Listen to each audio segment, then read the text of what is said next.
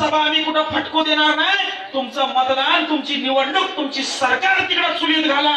अगोदर मराठ्यांना हातातला पक्षाचा झेंडा बाजूला दिसणार नाही तोपर्यंत आपल्या मराठा समाजाला या ठिकाणी न्याय मिळणार नाही. का ते तिकडे केंद्राच्या कानात जाऊन सांगत नाहीये की या मराठ्यांना आरक्षण देऊन टाका, नाहीतर हे आपल्याला रस्त्यावर फिरकू देणार नाहीत, नाहीतर हे आपल्याला मतदान देणार नाही. भाई आता जर का उपोषणानं आणि आंदोलनानं आपल्याला मिळाले नाही तर हातात दांडू घेऊनच ही लढाई आपल्याला लढावी लागणार आहे.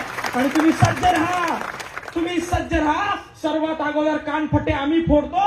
ओबीसीच्या आरक्षणाला मुळीच धक्का लागू देणार नाही. अरे मराठ्यांना आरक्षण द्यायचं की नाही ते सांगून टाका. तुम्ही जर का नाही सांगितलं तर हे तरणे बांडपोरं 8 दिवसात तुमचा निकाल लावतील आणि मराठे कसे असतात हे तुम्हाला पुन्हा एकदा दाखवून देतील. 60 वर्षापूर्वी मराठ्यांचं रक्त या स्वराज्याच्या मातीत सांडलं होतं ते पुन्हा एकदा तुम्ही आज या ठिकाणी सांडवलंय. या रक्ताच्या एक ना थेंबाचा तुम्हाला हिशोब या ठिकाणी भविष्यात द्यावा लागेल. आणि म्हणून या ठिकाणी मी एवढंच सांगेल की सन्माननीय मनोज जरांगे पाटील यांनी हा लढा सुरू केला, ज्यांच्या माध्यमातून महाराष्ट्रातील प्रत्येक तालुक्यामध्ये, जिल्ह्यामध्ये, कानाकोपऱ्यामध्ये हा लढा गेला आणि आपण त्यांच्या मार्गदर्शनाखाली हा लढा सुरू ठेवू. एक मावळा लढतोय ना, आतापर्यंत 1000 आपण सैनिक बघितले, बंद दाराआड सेटलमेंट करणारे, चर्चा करणारे, मॅनेज होणारे. पण एक वाघ नडतोय ना, शासनाला नडतोय, अख्ख्या महाराष्ट्रासमोर, मीडिया समोर चर्चेला बोलवतोय. त्या वाघात दम आहे म्हणून आपण त्या वाघाच्या पाठीमागे राहू आणि असे वाघ प्रत्येक तालुक्यात, प्रत्येक जिल्ह्यात या ठिकाणी तयार करू. यावेळी छत्रपती शिवाजी महाराज की, छत्रपती संभाजी महाराज की. धन्यवाद. या महाराष्ट्रामध्ये, या छत्रपती संभाजी महाराजांच्या, छत्रपती शिवाजी महाराजांच्या स्वराज्यामध्ये तुम्ही त्यांच्या आई बहिणींच्या डोक्यात काट्या टाकत असाल, त्यांचं रक्त या स्वराज्याच्या मातीत पडत असाल तर आम्ही शंड नाही. ही गोष्ट तुम्ही लक्षात ठेवा. आम्ही तर या ठिकाणी उपोषण या ठिकाणी आज करतोय आणि हे उपोषण तुम्हाला दाखवण्यासाठी करतोय की आम्ही शांततेत 52 मोर्चे काढले, शांततेत आम्ही आंदोलन करतोय, कायदेशीर मार्गाने आम्ही उपोषण करतोय. मात्र ते उपोषण तोडण्याचं, मोडण्याचं जर का तुम्ही धमक करत असाल, दादागिरी तुम्ही करत असाल तर त्याचं उत्तर रस्त्यावर उतरून सुद्धा दिल्या जाईल. या ठिकाणी आम्ही चेतावणी दिली आहे. आज आम्ही आमची गाडी पेटवतोय, उद्या ही आग तुमच्या घरापर्यंत यायला वेळ लागणार नाही या ठिकाणी मी नमूद करतोय. आणि म्हणून तुमच्या माध्यमातून शासनाला फक्त एकच चेतावणी देतोय, इथं बसलेल्या किंवा महाराष्ट्रात बसलेल्या कुठल्याही माझ्या मराठा बांधवाला काही झालं, त्यांच्या जीवाचं बरं वाईट झालं तर याचे परिणाम चांगले मात्र असणार नाही. हे तुम्ही लक्षात ठेवा. तुम्हाला रस्त्यावर आम्ही कुठं फिरू देणार नाही, तुमच्या सभा आम्ही कुठं फटकू देणार नाही. तुमचं मतदान, तुमची निवडणूक, तुमची सरकार तिकडे चुलीत घाला. अगोदर मराठ्यांना आरक्षण द्या, तरच आमच्याकडे आता मतदान मागायला या. ही भूमिका आपण घ्यायला पाहिजे. सन्माननीय मनोज जरांगे पाटील यांनी लढा सुरू केला. 16 दिवस झाले. अख्खा महाराष्ट्रातील राजकीय पुढारी त्यांनी त्यांच्या गावात आणून बसवले आणि म्हणून 40 वर्ष दिले आणि म्हणून अजून 1 महिना देऊन बघू अशी अट शासनासमोर मनोज जरांगे पाटलांनी ठेवली. मित्रांनो, शासन जर काही अट मान्य करत असेल, मला वाटत नाही गांभीर्याने शासन मराठा क्रांती मोर्चाला, मराठा समन्वयकाला घेतंय. काल परवाचा मीटिंग मधला संवाद मी ऐकला तर माझ्या अंगावरचं रक्त पुन्हा सळसळ केलं की हे जर मजाक घेत असेल, हे जर बोलून आपल्याला सोडून देत असेल तर यांच्याकडे पुन्हा एकदा आपल्याला चांगलं बघावंच लागणार आहे. मित्रो, आपण जर का एकत्र आलो नाही, आपले तरणे बांडपोरं जर का आता एकत्र आले नाही तर आपलं भविष्य अंधकारात आहे. पुढच्या 40 वर्षांनंतर आपण गुलाम असणार आहे, दरवाजा बाहेर गल्लीत आपल्याला बसावं लागणार आहे. ही गोष्ट तुम्ही विसरू नका. डॉक्टर बाबासाहेब आंबेडकरांनी सांगितलं होतं की 10 वर्षानंतर ही परिस्थिती बदलावी लागेल, 10 वर्षानंतर आरक्षण बदलावं लागेल. 10 वर्ष काय 70 वर्ष झाले, अजून सुद्धा हे बदलता येईल. मला एक गोष्ट कळत नाही, डॉक्टर बाबासाहेब आंबेडकरांनी काही समाजाला सोबत घेऊन लढा दिला, प्रस्थापितांविरोधात लढा दिला आणि तो लढा जिंकला सुद्धा. आणि त्यांनी सांगितलं की 10 वर्षानंतर याच्यामध्ये बदल करता येतात, बदल करायला पाहिजे.